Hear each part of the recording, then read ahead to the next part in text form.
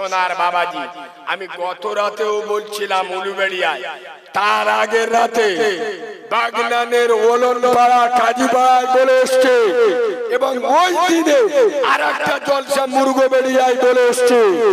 মুসলমান ভালো করে শুনে, আমরা মুসলিম জাতি, আমি বাগনানের মাটিতে দাঁড়িয়ে বলে এসছি, আমি বাচ্চা মৌলানা কারিমুল্লাহ জাহাদি, আমার বাপকে গালি দাও কিছু বলবো না, মাকে গালি দাও ছেড়ে দেবো, বউকে গালি দাও সহ্য করবো, আমার নবীকে গালি দেবে বুকের উপরে পা তুলে দিয়ে জিভ টেনে ছিঁড়ে ফেলে দেবো, নারাই দেখবে। এই বাবু, মুরগোবেড়িয়ায় প্রশাসন ছিল, আমি বলে এসছি, হে বাগনান থানার পুলিশ, আজকে 6 দিন হচ্ছে হাওড়া বাগনান থানার অন্তর্গত টেপুর রাইপাড়া বলে একটা জায়গা আছে, এক কুত্তার বাচ্চা আমার নবীর ছবি দেয়ালে এঁকে, কাল্পনিক ছবি এঁকে নবী সম্পর্কে এমন একটা গালি দিয়েছে, ও ভাষা আমাদের মুখে আসার আগে আল্লাহ যেন আমাদের মৃত্যু দেয়, এইরকম ভাষা লিখে গেছে। বাগনান থানার পুলিশ, বাগনানের রাজনৈতিক ভোট বিকারী দল এখনো পর্যন্ত, আজকে 6 দিন হয়ে গেল, ওই কুত্তার বাচ্চাকে অ্যারেস্ট করেনি। কেন? আমি বলেছিলাম বাগনানের পুলিশ কি চায়, বাগনানের প্রশাসন কি চায়, ভুল ভাববেন।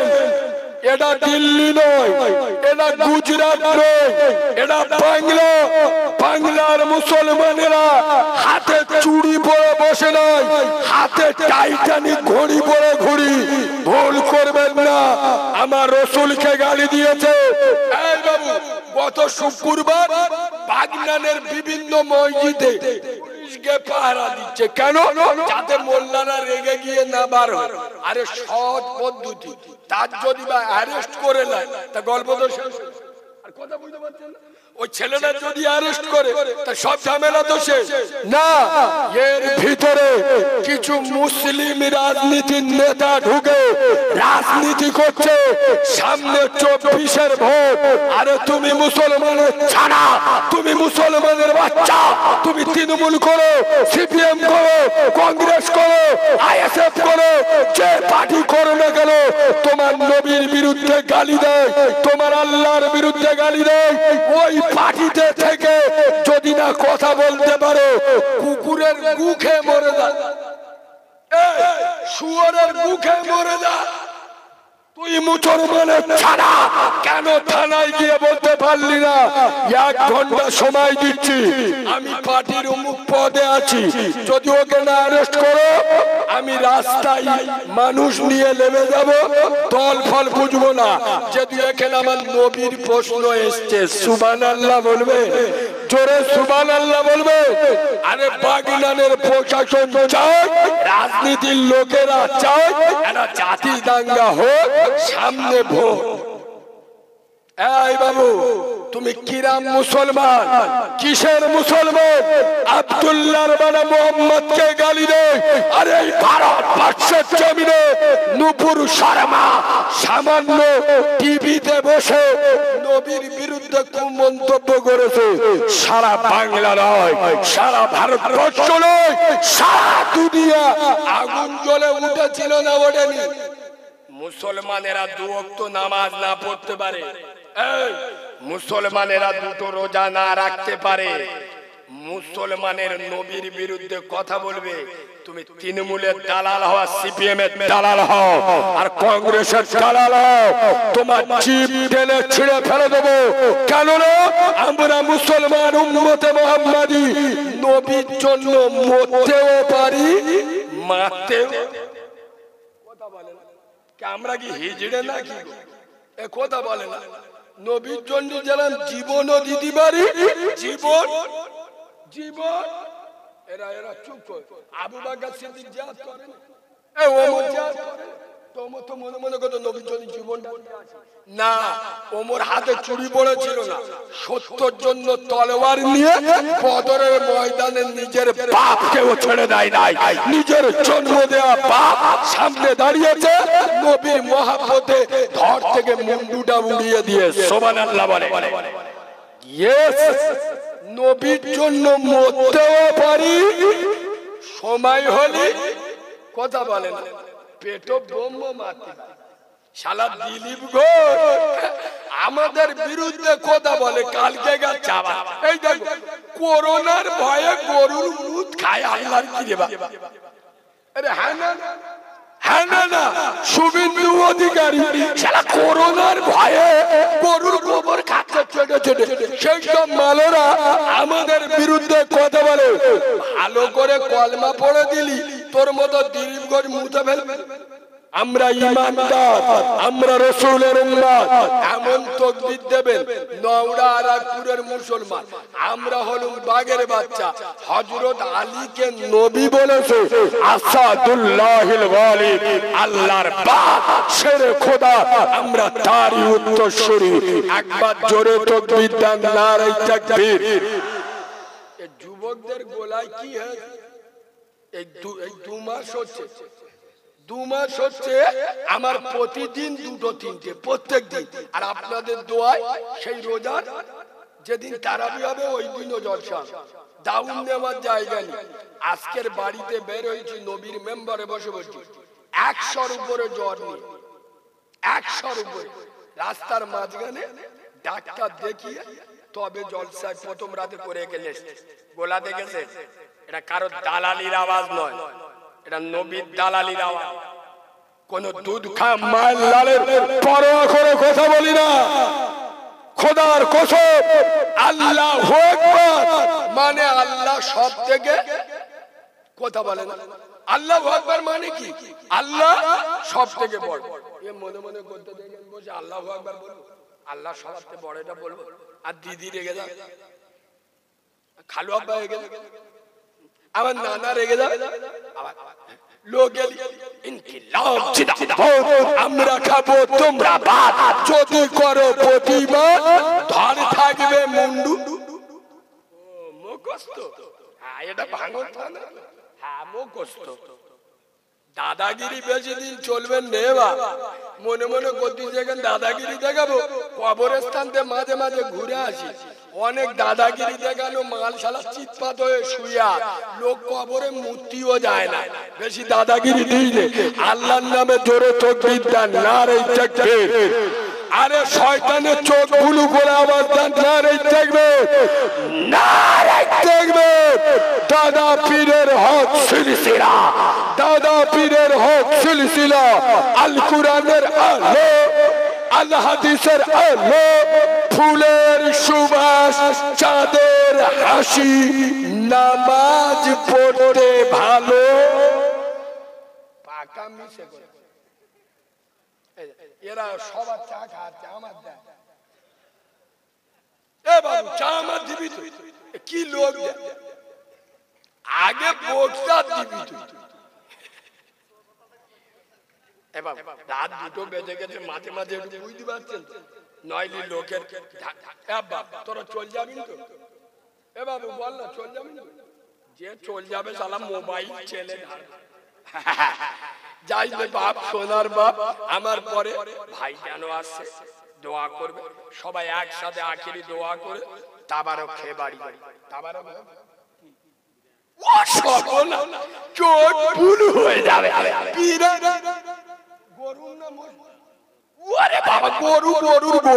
মুসলমানের ছানা তো বগরাই দিদি, গরু নাড়িলে মারামারি করে আল্লাহর কি রে বাপ, শালা গবলো মুসলমান।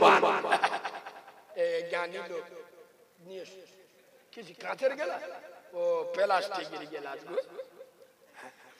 কালো হয়েছে তাই বলে কি আদর নয় কোমর, দেখলে আমার সবাই হাসো, বন্ধ করো দোর। কালো মেয়ে, একটা মেয়ের গার রং কালো হয় না? আরে কালো হয় না মেয়েটা, রাত কালো মেয়ে হেঁটে গেলে আমাদের মধ্যরা মন খারাপ, একটা জিনিস দেখলে তা খেলে মন খারাপ। ফিট পরিষ্কার মেয়ে যদি হেঁটে যায়, আমাদের মধ্যদের তাকানোর কালি আলাদা, হেভি জিনিস যাচ্ছে। হ্যাঁ না না, একটা কালো মেয়ে রাস্তা দিয়ে হেঁটে হেঁটে যাচ্ছে, আর একটা ফর্সা মেয়ে হেঁটে হেঁটে আসছে। এখন দুজনা ধাক্কা লেগেছে, যেই ধাক্কা লেগেছে ফর্সা মেয়েটা, আর যাদের গার রং একটু ফিট পরিষ্কার হয় তাদের একটু অহংকার হয় না, কথা বলে না। ফর্সা মেয়ে বিশাল অহংকার, মানে কি মদ্যগার সাথে আল্লাহর কি রে সোজা মুখী কথা বলেন। বেটা দাবাল্লা যদি কথা বলে, ওর গার রং তো পরিষ্কার, মানে কি আল্লাহ চামড়াটা পরিষ্কার করে দে, ও মদগা ছুঁয়ে নিয়ে কথা বলে না। তুই আয় এগে না, তার মানে কি ফিট পরিষ্কার, তোর রুপি বজ্রাঘাত পড়বে রে, ডালার দিকে চলে যাবি, মুখ হাওড়ার ব্রিজ হয়ে যাবে। অহংকার করি এই বাবু, ফর্সা মেয়ে কালো মেয়ে দুজন দুদিকতে যাচ্ছে, ধাক্কা লেগে যেই ধাক্কা লেগেছে ফর্সা মেয়েটা, ফর্সা মেয়েটা কালো মেয়েটার বলতে এই কালিয়ে তুই আমার ধাক্কা কেন মারলি? কালো মেয়েটা ঘুরে বলছে, এই বুবু, আল্লাহ আমাকে কালো করেছে বলে আমার গায়ের রংটা কালো বলে তুমি আমাকে কালি বলে গালি দিলে। তবে বুবু তুমি শোনো, কি কালো হয়েছি তাই বলে কি আদর নয় কোমর, দেখলে আমার সবাই হাসো, বন্ধ করো তোর কালো কোকিলি কালো, কালো মাথার চুল, আমি তবে কালো হয়ে কি করেছি ভুল, নয়নের মনি কালো, কালো পাড়ার বুড়ি, আর কালো সরমা চোখে দিলে মনটা যায় ভরি, কালো গায়ের দুধের গুণ বলে কত জোর, আর কালো নারীর মধুর জমান পাগল করে মন, আধারের কালো রাতে তারার সবা আঁকা, আর কালো কালি দিয়ে দেখো খোদার কালাম লেখা। সুবহানাল্লাহ বল, একটু মিষ্টি করে সুবহানাল্লাহ বলবেন। আধারের কালো রাতে প্রেমিক বটে মাতি, রোদ বাদলে মাথায় বাঁচাই কালো রং, দুদিন বাদে যেতে হবে কালো গোরের বাড়ি, তবে কেন কালোর উপর মনটা করো ভারী, নদীর পানি ঘোলা ভালো, জাতের মেয়ে কালো, আর কালো যদি হয় রে ভালো, জগৎ করে আলো, মনি মুক্তা পড়ে থাকি ছোট কয়লার মাঝে, ছোট কয়লা পুড়লে দেখো আলো, জগৎ মাঝে ছোট কয়লা পুড়লে দেখো কত সুন্দর আলো, আর কালো দাড়ি থাকলে মুখে দেখাই কেমন ভালো। সুবহানাল্লাহ বলবে। আমাদের মধ্যরা মুখী দাড়ি রাখে, কথা বলে শালা তালটা ছোড়ো বাড়ি যাবে, চার তালে গোছাচ্ছে এমন চেয়েছে আল্লাহর কি রে বাবা, জীবিতেও ঘইলে কিছু বুঝতে পারবে না, মানে কি বেলে দিয়ে দিকতেও চেইলেছে, ইয়ে দিকতেও চেইলেছে, মানে গাছও কেটেছে, গোড়াও কথা বলে না, পুরো উড়ে গেছে। জিবরাইলের খালাতো ভাই, এরা কিরাম মুসলমান বুঝতে পারছো তো, নবীর গলায় ছুরি চালিয়ে উম্মতে মুহাম্মদ। সোনার বাবাজি ভালো করে শোনে, তাই কবি বলছেন নদীর পানি ঘোলা ভালো, জাতের মেয়ে কালো, আর কালো যদি হয় রে ভালো, জগৎ করে আলো, কাবার গেলাফ আজও কালো, সাইয়েদুনা বেলাল ছিলেন কালো। সুবহানাল্লাহ বলবেন না? কাবার গেলাফ কালো, হযরতে বেলাল, আয়াবা হযরতে বেলাল, তাই কবি বলছে কাবার গেলাফ আজও কালো, সাইয়েদুনা বেলাল ছিলেন কালো, তাই তারো আজান শুনে মদিনা পাগল হলো, লাইলাতুল বরাত কালো, রজব কালো হলো, বিশ্ব নবী কালো রাতে মেরাজ চলে গেল। নারে দেখবে দরুদ শরীফ আল্লাহুম্মা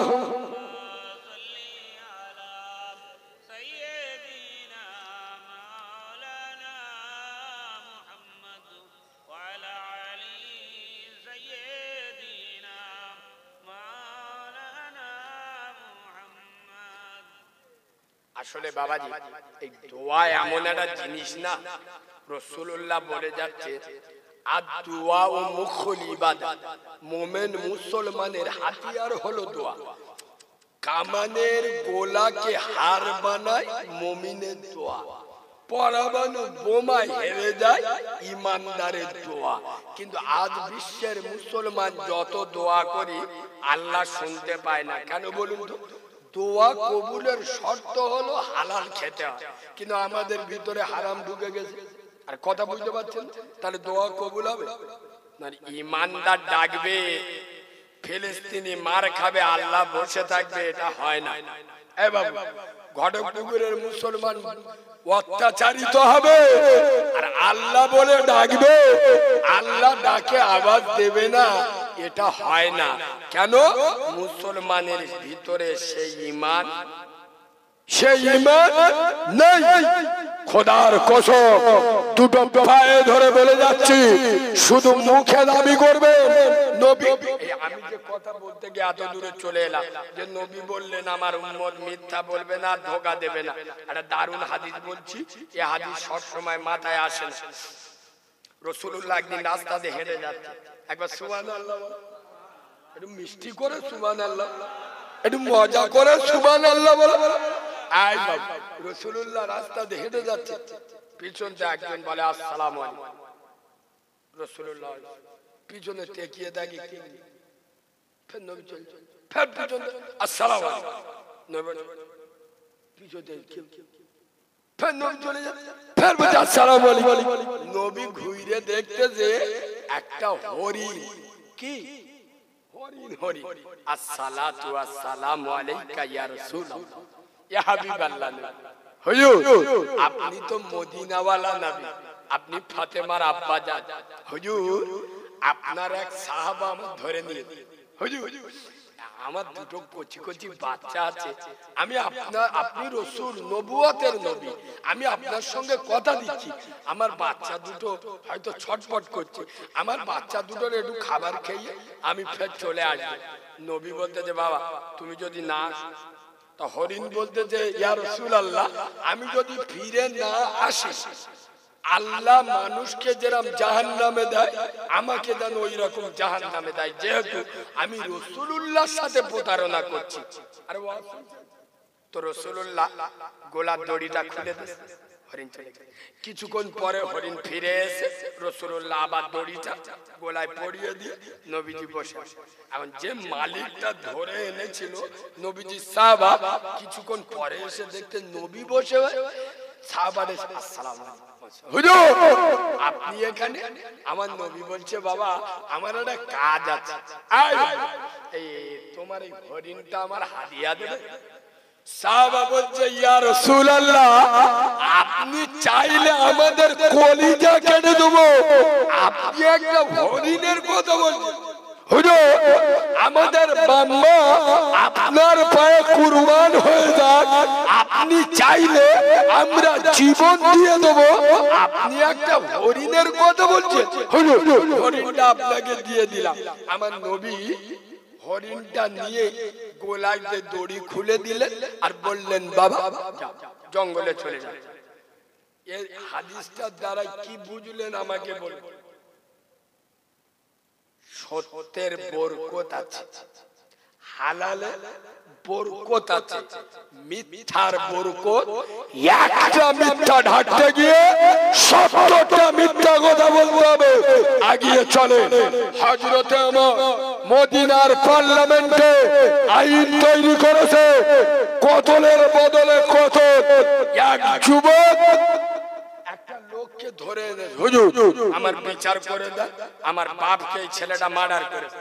ছেলেটা বলছে হুজুর এ যা বলছে ঠিক, আমি এর বাপকে মার্ডার করি, তবে হুজুর আমি ইচ্ছা করে এর বাপকে খুন করিনি। ও নবী, আমি আমিরুল মুমিনিন খলিফাতুল মুসলিমিন খলিফাতুর রাসূল, আমি এর বাপকে ইচ্ছা করে মার্ডার করিনি। আমি একজন মুসাফির, আমি এখান থেকে যাচ্ছিলাম, আমার ক্ষুধার্ত তৃষ্ণার্ত, এদের বাগানে ঢুকে একটু ফল খেয়ে, তা আমার উটের এমন ভাবে পাথর দিয়ে মেরেছে, আমার উটের চোখ বার হয়ে গেছে, আমার রাগ হয়ে গেছে খুব হুজুর। ওই জন্য আমি একটা ওই পাথরটা দিয়ে এর বাপের মেরেছি, তবে এমন জায়গায় লেগেছে এর বাপ মরে গেছে। আমার কিন্তু মারার ইচ্ছা ছিল না, তবে অনিচ্ছাকৃত আমার হাতে মার্ডার হয়ে। হযরত ওমর মদিনার পার্লামেন্টে আইন তৈরি হয়ে গেল, আইন জারি হয়ে গেল, ইসলামীর কোর্টে আপনার রায় দিয়ে দিল যে তোর বাপকে কতল করেছে, একেও কতল করা হবে।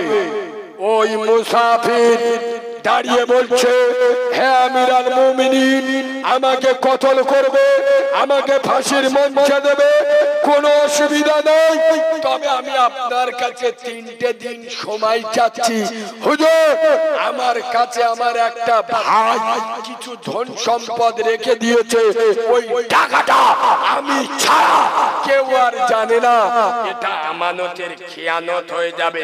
আপনি আমার 3 দিন সময় দেন, 3 দিন পরে আমি ফিরে আসব। ও বাবু চলে যাচ্ছ, আসবে? খুব জোর পেয়েছে, তা যাও যাও ছেড়ে বাবু। এদিকে তাকান, ওমরের শাসন আমলের একটা ঘটনা বলছি, খোদার কসম পাগল হয়ে যাবে। এই ওমর কেমন ওমর ছিল আপনারা জানেন না। এই বাবু, এই ওমর মদিনার পার্লামেন্টে দাঁড়িয়ে বলছে ইনি 22 লক্ষ বর্গ মাইলের নেতা, অর্ধেকটা পৃথিবী শাসন করছে, আর মদিনার পার্লামেন্টে দাঁড়িয়ে বলল, হে মদিনার যুবক জওয়ানেরা, কান খুলে শুনো, আমি সাইয়েদিনা ওমর, আমার শাসন আমলে যদি মদিনার একটা মানুষ নয়, মদিনার একটা কুকুরও যদি না খেতে পেয়ে মারা যায়, এ ওমর আল্লাহর কাছে জবাবদিহি দিতে হবে। কথা শুনলেন? এর নেতা কিরম বুঝতে পারছেন?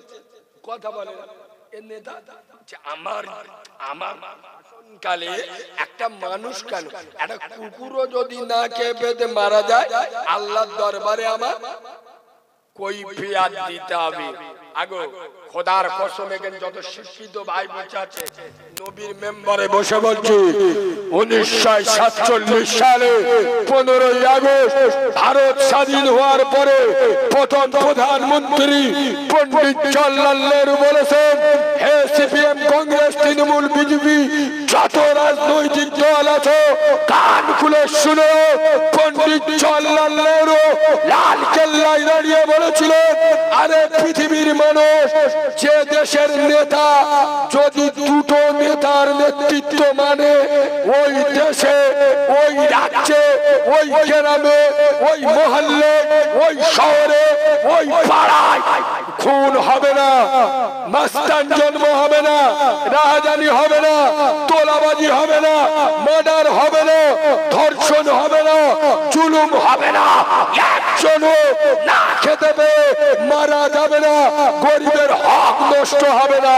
দুটো নেতার নেতৃত্ব মানলে, 1 নাম্বার বিশ্বনবীর বিশ্ববিদ্যালয়ের ট্রেনিং প্রাপ্ত সাহাবী রাসূল হযরত আবু বকর সিদ্দিক, আর একজন হলো হযরত ওমর। সুবহানাল্লাহ বলবে, এই জোরে সুবহানাল্লাহ বলবে। নতুন কথা শুনে, হযরত আবু বকর ইন্তেকাল করে, বলুন ইন্না লিল্লাহি।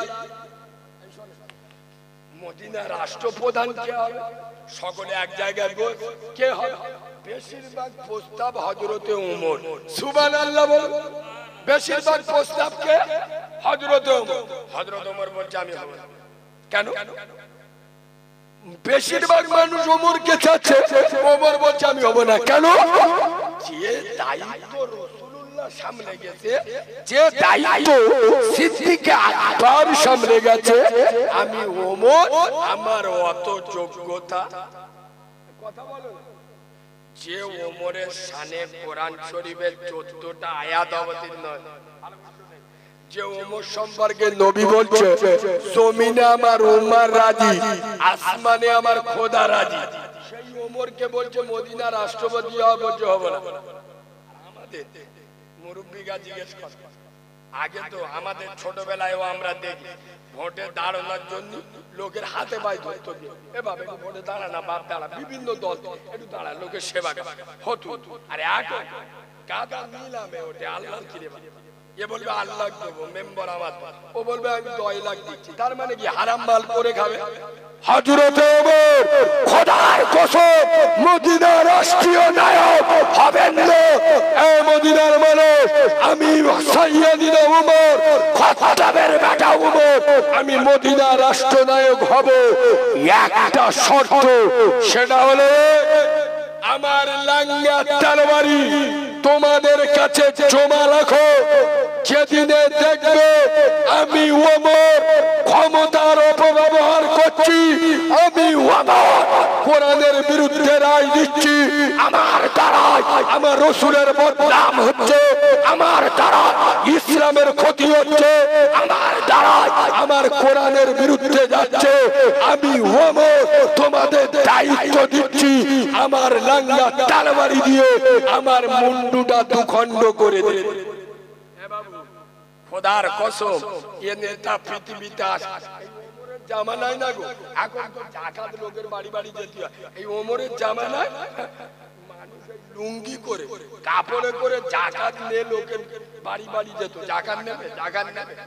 তার মানে নেতার নেতৃত্ব ঠিক থাকলে, খোদার কসম আমি নবীর মেম্বারে বসে বলে যাচ্ছি, যখন বলছি আর একটু ভিতরে ঢুকবো, এরা রেগে যাচ্ছে মনে হয়, আর একটু তাহলে একবার তাকবীর দেন, নারে তাকবীর, আওয়াজ দেখ, ঘুমোনো আওয়াজ, এ তো শয়তান বিজন তো সবে গো।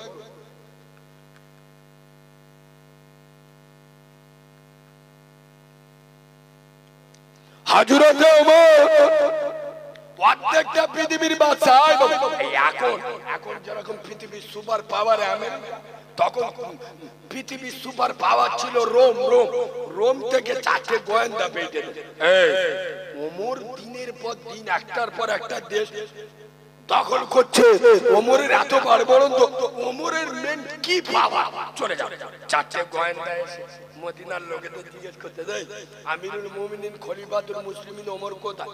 গ্রামের লোকেরা বলছে আমিরুল মুমিনিন চিনি না। ওমর বলে একটা লোকের চিনি, একটা উট হেরে গেছে, ওই দিক উট কই দিকে, এরা বলে এক চড় মারবো বিয়াদব। আমরা কি ফকির ওমরের কথা বলছি? আমরা বাদশাহ ওমরের কথা বলছি। আয় আব্বা খোদার কসম, মদিনার লোকেরা বলছে আমরা ওই ওমরের কথা বলছি। 4টে গোয়েন্দা ওদিকে যেতে যেতে কে দেখতেছে হযরতে ওমর মরুভূমির বালুতে আর খেজুর গাছের নিচে নিশ্চিন্তার ঘুম ঘুমুচ্ছে। আর যখন শুয়েছে হয়তো গাছটা ছায়া ছিল, এখন ঘুমুচ্ছে, ছায়াটা সরে গেছে, রোদ মুখে লাগছে, নিশ্চিন্তা। রোমের গোয়েন্দারা দেখে চোখ বুলু হয়ে গেল, এই ওমর, একটাও গার্ড নেই। আর্ধেকটা পৃথিবীর বাচ্চা 22 লক্ষ বর্গ মাইলের নেতা,